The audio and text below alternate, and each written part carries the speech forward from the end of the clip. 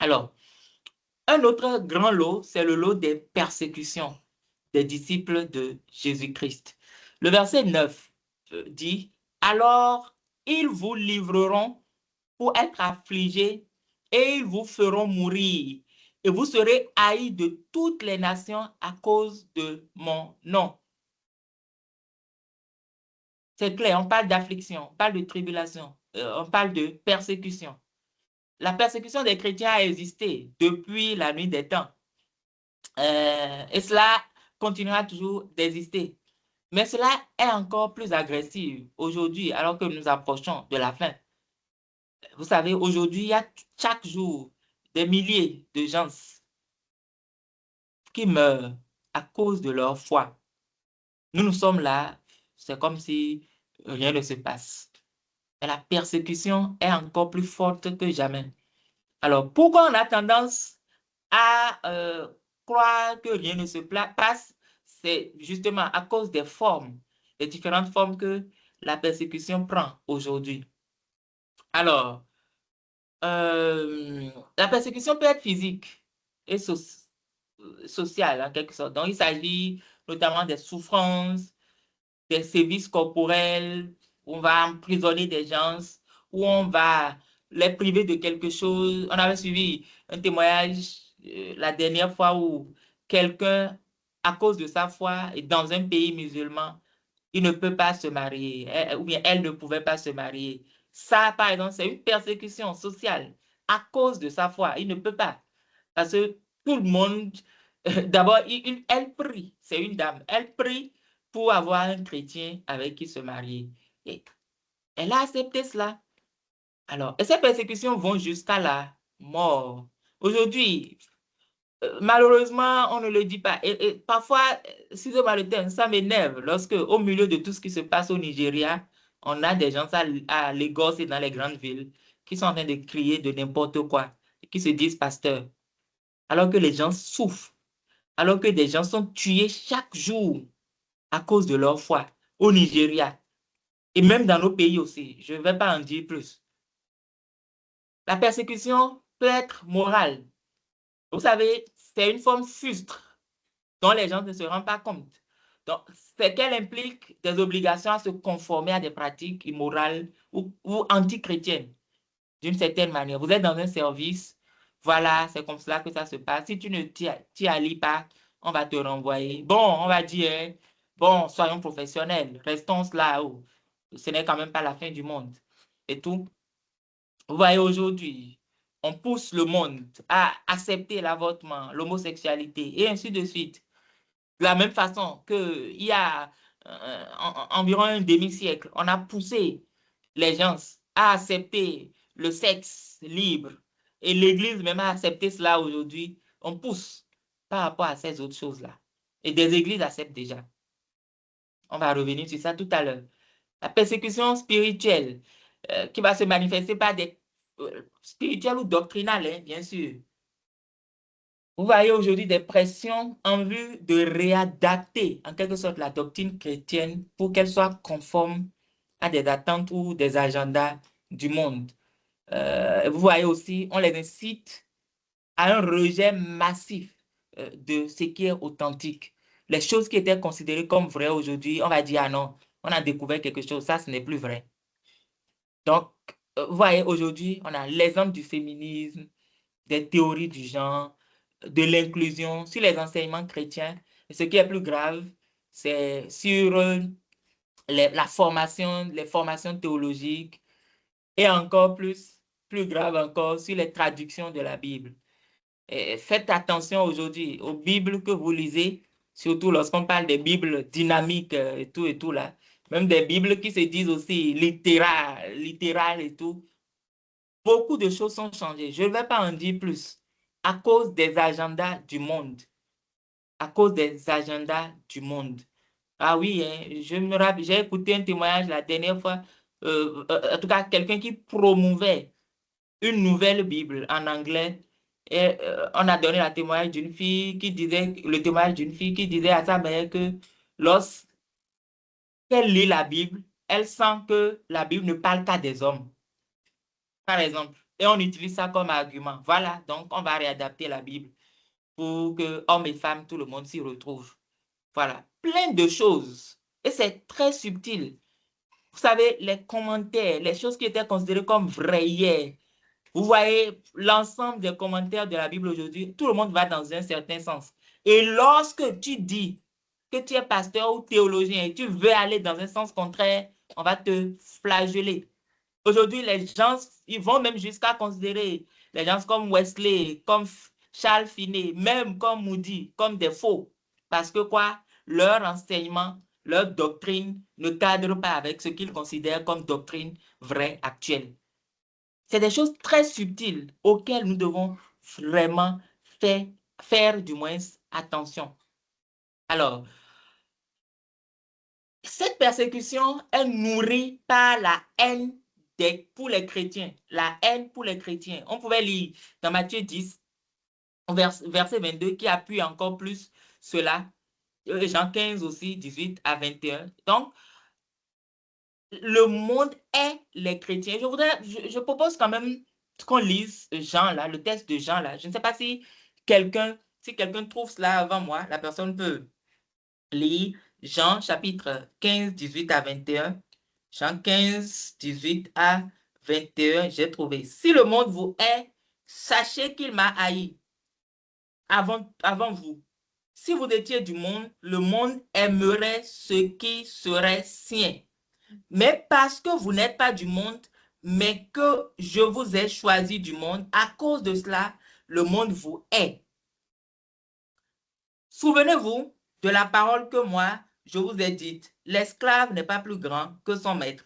S'ils m'ont persécuté, ils vous persécuteront aussi. S'ils ont gardé ma parole, ils garderont aussi la vôtre. Mais ils vous feront toutes ces choses à cause de mon nom, parce qu'ils ne connaissent pas celui qui m'a envoyé. Amen. Le monde est le chrétien. Ça, c'est clair. Et la Bible dit clairement que ceux qui veulent vivre pieusement en Jésus-Christ seront persécutés. 2 Timothée, chapitre 3, le verset 12. Donc, la persécution, la haine, c'est quelque chose de normal. Parce que le chrétien n'est pas du monde. Et si le chrétien est aimé de tout le monde et applaudi et apprécié de tout le monde, c'est qu'il y a un problème. Il doit se remettre en cause. Est-ce qu'il n'a pas compromis à un certain niveau? On raconte de John Wesley qu'un jour, il a passé 3 jours sans que personne ne lui jette la pierre. Et il est allé dans, quelque part dans un bâtiment inachevé. Il était à genoux, il priait, Seigneur, révèle-moi ce que j'ai fait, là où je t'ai offensé. Parce que quelque chose n'allait pas. Et il priait, priait, priait. Et il a senti que quelqu'un lui a jeté une pierre. Il a arrêté la prière. Il a dit merci Seigneur. Et il a continué son chemin. La persécution est une réalité normale pour nous les chrétiens à laquelle nous ne pouvons pas faire autrement. Et nous devons surtout chercher à faire face à cela, quelle que soit la forme sous laquelle elle viendra. Alors, quelles sont les conséquences? C'est bien sûr les conséquences de la persécution. Qu'est-ce que la persécution entraîne? Lorsque nous lisons dans le chapitre 24 que nous étudions, le verset 10 à 12, nous voyons. Et alors, plusieurs seront scandalisés et ils se livreront l'un l'autre et se haïront l'un l'autre, et plusieurs faux prophètes s'élèveront et en séduiront plusieurs. Et parce que l'iniquité provisoire, l'amour de plusieurs sera refroidi. On voit clairement dans ce texte, et on reviendra sur certains, que la persécution des chrétiens va aboutir directement à des choses comme l'apostasie, la rétrogradation de plusieurs chrétiens, de plusieurs croyants, la haine et la trahison au sein de l'Église du fait du refroidissement de l'amour. Et on va voir aussi la recrudescence des faux prophètes. Ils vont pulluler, ils seront partout, plus que jamais. Ils hésitaient, mais ils existeront encore plus à cause de la persécution. Alors, les deux premiers, nous allons les aborder tout de suite sous d'autres signes. Mais il faut quand même que nous remarquions le fait que que du fait de la persécution, je voulais dire. Donc, il faut que nous remarquions qu'à cause de la persécution, plusieurs vont se compromettre. Donc, afin de pouvoir atténuer la persécution ou l'éliminer. Donc, ils vont réadapter leur vie. Ils vont accepter des choses qu'ils n'acceptaient pas. Et c'est là que le refroidissement commence. Alors, et d'autres vont chercher des moyens pour s'y accommoder. Alors, vous voyez, de ceux qui vont malheureusement succomber et renier leur foi d'une manière ou d'une autre vont devenir maintenant des ennemis des croyants. Et ils seront. Le pire, c'est qu'ils sont parfois même dans l'Église et ils persécutent l'Église de son sein. Et vous voyez que c'est là que c'est encore plus grave. Ils persécutent les chrétiens, ils persécutent la foi chrétienne en général. Et vous voyez, de leur lot vont sortir plusieurs faux prophètes et des faux docteurs. Et Jean en parle dans un Jean chapitre 2, le verset 18 ou verset à 19, où il dit clairement que les antichrists sont déjà dans le monde. Ils sont sortis du milieu de nous. Ils étaient au milieu de nous, mais ils sont sortis parce qu'ils n'étaient pas des nôtres. Vous savez, c'est des choses claires. Et eux, voilà, on accepte des choses parce qu'on veut se protéger contre la persécution. Alors, l'apostasie et le refroidissement spirituel, maintenant, comme cinquième signe. Alors, le verset 10 qu'on a lu tout à l'heure dit, et le verset 12 aussi, alors plusieurs seront scandalisés et se livreront l'un l'autre. Donc, dans certaines versions, on dit plusieurs succomberont, c'est-à-dire plusieurs vont se laisser emporter par la persécution. Plusieurs vont renoncer à leur foi et vont se livrer l'un l'autre et se haïront l'un l'autre.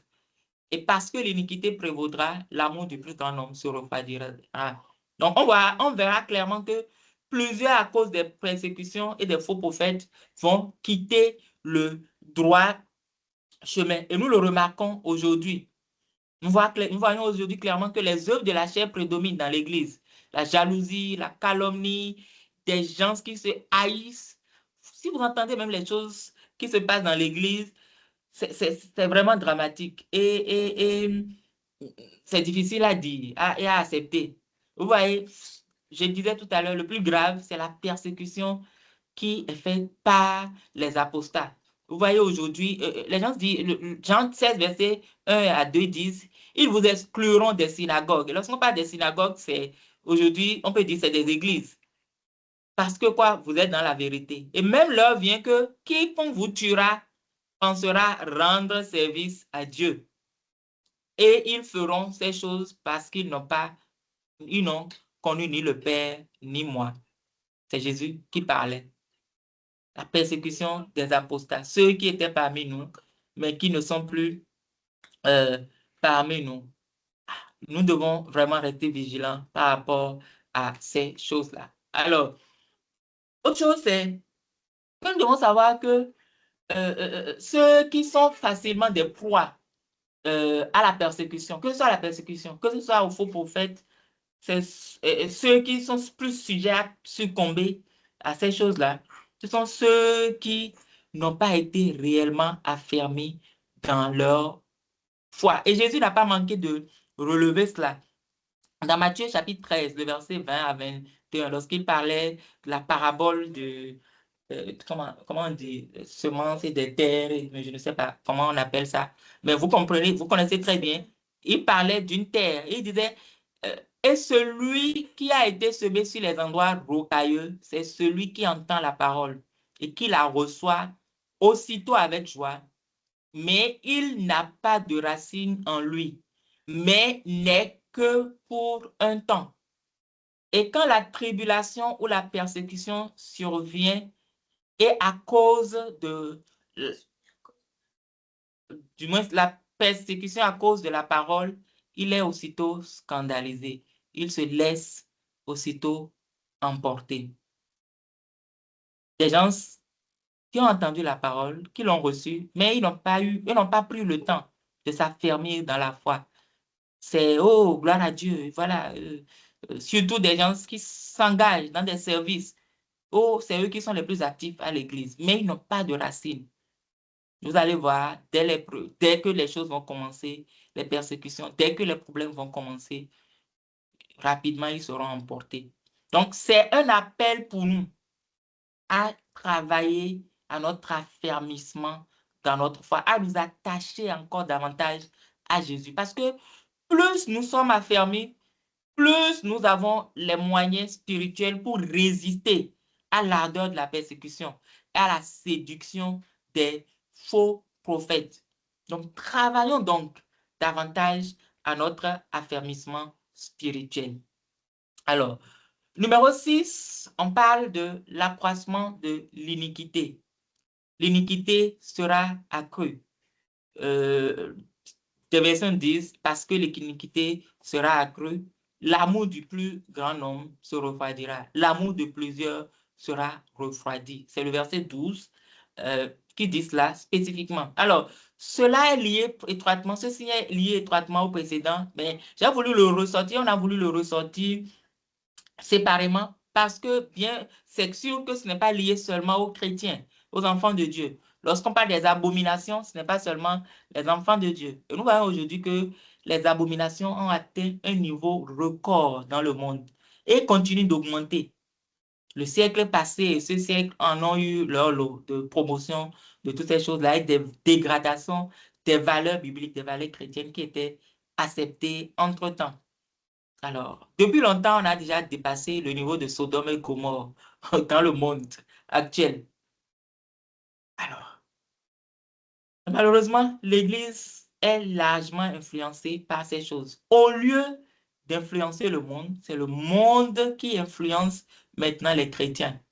Et c'est le monde qui leur dit les normes, les nouvelles normes et les valeurs qu'il faut intégrer. Vous voyez, le sexe, l'argent, la recherche du pouvoir, c'est-à-dire en un mot, l'amour du monde a perverti l'Église.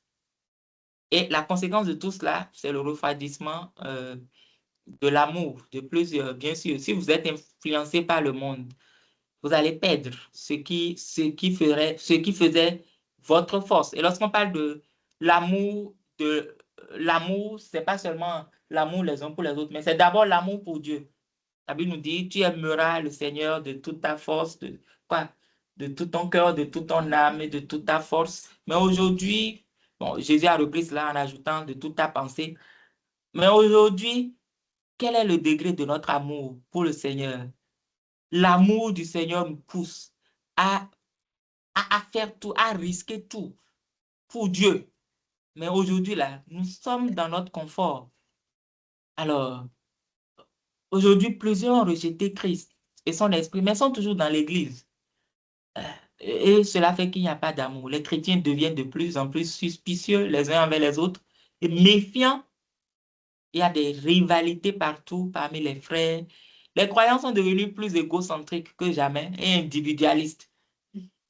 Parce que quoi, le développement personnel est prôné dans l'Église. J'ai été, et c'est pas moi, c'est mon épouse et moi, on a été scandale, choqués par un fait dans une église où on a commencé par enseigner les choses de quoi, entrepreneuriat, développement personnel, oh, voilà. Et la femme du pasteur s'y est même mise. Et voilà, la femme du pasteur, les gens lui demandent de prêter de l'argent. Et elle dit qu'elle ne peut pas prêter s'il n'y a pas d'intérêt. Parce qu'il faut qu'elle gagne. Donc, c'est son moyen, ça. Et un frère qui souffre, tu vas lui prêter 1 million et il va rembourser dans un mois. Tenez-vous bien vous tranquille, prenez-vous bien tranquille. Ce n'est pas dans 3 ans, hein. Dans un mois. Et il doit payer 1 100 000. Ça, c'est quelque chose que j'ai vu. Pourquoi? Parce que quoi? Il n'y a plus d'amour. On enseigne autre chose maintenant. La vie communautaire a complètement disparu au sein de nos églises. Bon, je ne vais pas dire complètement, parce qu'on a dit que l'amour, ce n'est pas l'amour de tout le monde qui a refroidi. On a dit l'amour de plusieurs et non de tout le monde. Heureusement pour nous, parce qu'il y a un reste qui subsiste. Et Dieu fait grâce, nous serons de ce reste-là. Toi et moi, nous devons être de ce reste-là. Et nous avons la responsabilité de travailler pour réchauffer le reste. Ceux qui sont en train de partir là, afin de ramener le maximum que nous pouvons encore sur le droit chemin. Alors, tous ces niveaux, il finit en parlant, en donnant une exhortation sur la persévérance. Le verset 13 dit, « Mais celui qui persévérera jusqu'à la fin, celui-là sera sauvé. » Celui qui va persévérer malgré les persécutions, celui qui va persévérer malgré l'apostasie, celui qui va persévérer malgré les faux prophètes et leurs stratagèmes, celui qui va demeurer jusqu'à la fin, ferme dans la vérité, c'est celui-là qui sera sauvé. Ce n'est pas celui qui dira « j'ai été sauvé une fois », mais c'est celui qui va demeurer dans la foi jusqu'à la fin qui sera sauvé. Et encore une fois, que personne ne vous le, s'il vous plaît, que personne ne vous mente en disant que quel que soit ce que vous faites, vous irez au ciel. Si vous ne persévérez pas dans la vérité, vous n'irez pas au ciel. Ça, c'est une vérité claire. Timothée, du moins Paul à Timothée a dit, car il y aura un temps, je lis juste, si on avait le temps, on allait lire du premier verset.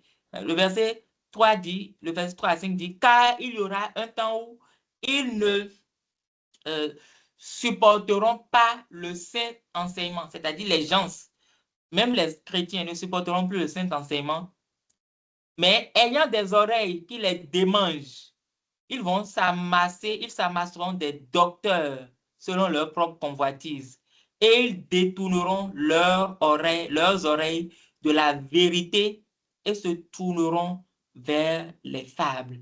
Ils préfèrent que les gens leur disent ce qu'ils aiment entendre. Ils préfèrent que les gens disent, oh, soyez à l'aise, oh, ta conscience n'a pas besoin d'être dérangée. Ils préfèrent que les gens leur enseignent la psychologie au lieu de leur enseigner la parole de Dieu.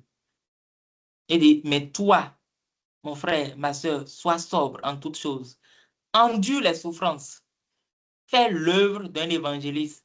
Accomplis pleinement ton service. Amen. Et c'est cela qui va effectivement nous amener à